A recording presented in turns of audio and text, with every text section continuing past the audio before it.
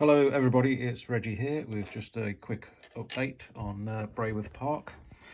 Firstly, I'd like to thank everybody who is subscribed, and I've now reached over 1,000 subs, which is great. Never thought I would do, so I'm very honoured that people take the time to subscribe or even watch and comment. So thanks very much for that, and I hope you like the videos I put up.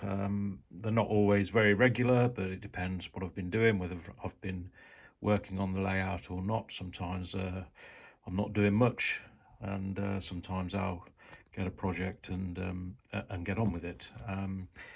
So thanks again for everybody who watches, subscribes, comments.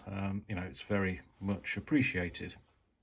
So what have I been doing? So I have done some more weathering on these Network Rail Wagons.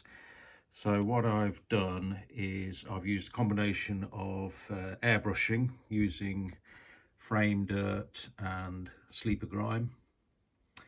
I've also then used some weathering powders and also Flory Models wash. This is really quite good. You just brush it on, it's already mixed. You just brush it on, let it dry, and then you can wipe it off with a damp cloth or cotton bud, something like that, as much or as little as you want. So I'm no expert at weathering by any means, but these wagons did look, as I've said previously, very toy-like, so I thought they do need something doing to them. I've not done the underside because you can't see it.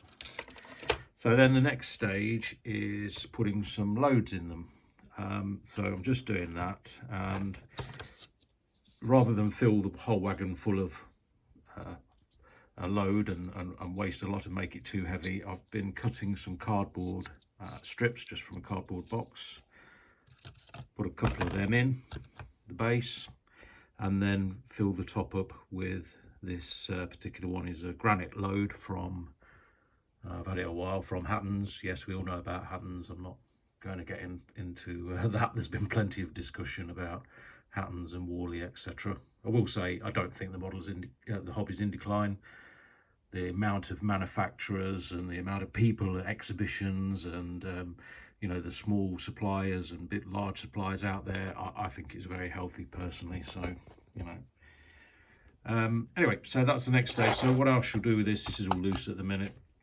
I shall put some watered down PVA 50-50 mix over it, let it dry. I would have preferred to have some foam in the bottom, to be honest, but I haven't got any, so I'm just going to use cardboard. So yeah, doing that is just a thin layer of the ballast on there, as you can see, so it doesn't make it too heavy. Still quite light, really. So I shall do the rest of these wagons, and then we'll put them on the layout and see how they look. Okay, so I've filled these all up with the cardboard and the granite loads. I've treated it the same as I would ballast in track, so I've dampened the loads with water and then put the 50-50 PVA mix on. So they all look a bit dark at the moment. Hopefully they'll lighten up when they dry. So we're going to have to leave them for a while to dry, and then we can see how they come out and put them on the track. Okay, I'm up here in the loft, and the ballast is all dried now, so that's quite hard. So I've put the rake together, and I've tried to vary the weathering. As you can see, some are more weathered than others. As you can see there, some of that one's not too bad. Then one a little bit more weathered, and then one that is quite weathered. So what we'll do, it's hooked up to this Acura Scale Class 37. So we'll give it a run round and see how it looks.